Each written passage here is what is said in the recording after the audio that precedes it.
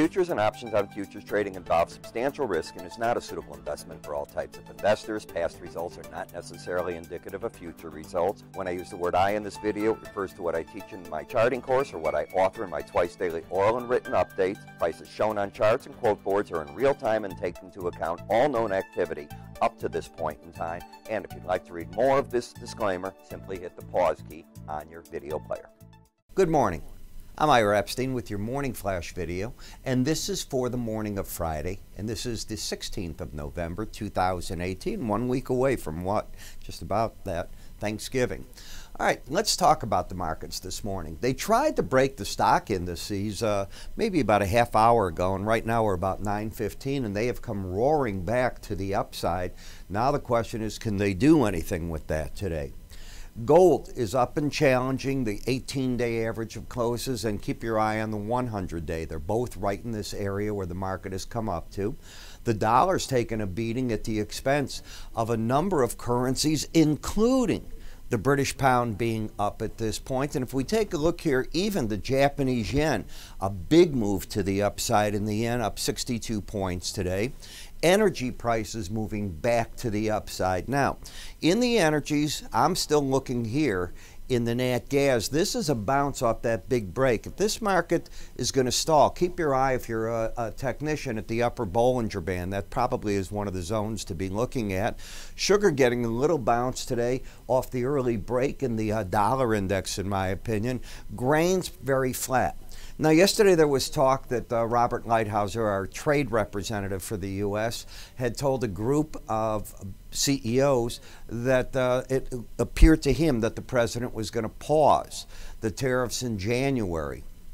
Then I saw denials of that. Now, I saw that in a news wire from a respected news service. They did not deny that.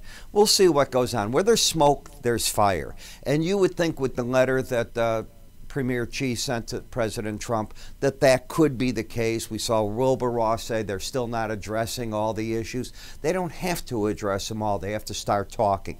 And if they can talk, maybe there can be a truce. If there's a truce, that probably benefits the stock market early on. As we take a look at today's data, the Federal Reserve's U.S. industrial production and capacity. We saw industrial production up 1/10. The market expected up 2/10, so that's a slip. U.S. capacity utilization went up 2/10. They expected 78.2. September's numbers were revised. Now we're up 2/10 prior to the prior 3/10, and the capacity utilization up by 4/10. So what's happening is we can produce more. We're just, if you will, not. That's one way to look at it.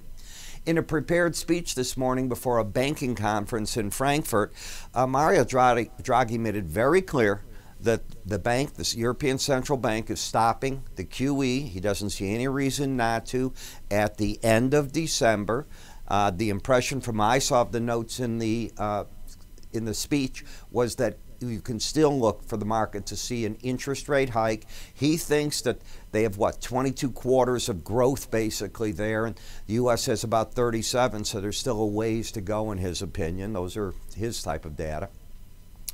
The Eurozone CPI came up 2% on the month versus a forecast of up 2%, 2.2% on the year, making the forecast. Here's the problem in China again. Hong Kong's economy grew at a slower than expected rate of 2.9%.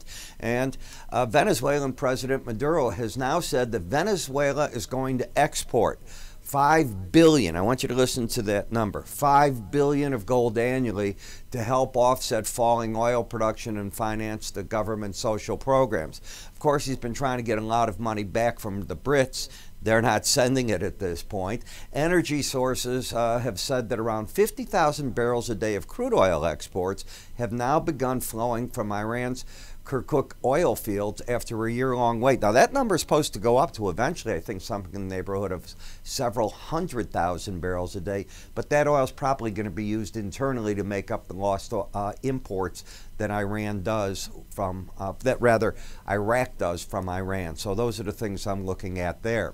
Want to remind you, our friends at Modern Trader, we have a profitable trading strategies in any market. They talk the baseline pattern, the 10 rules to follow.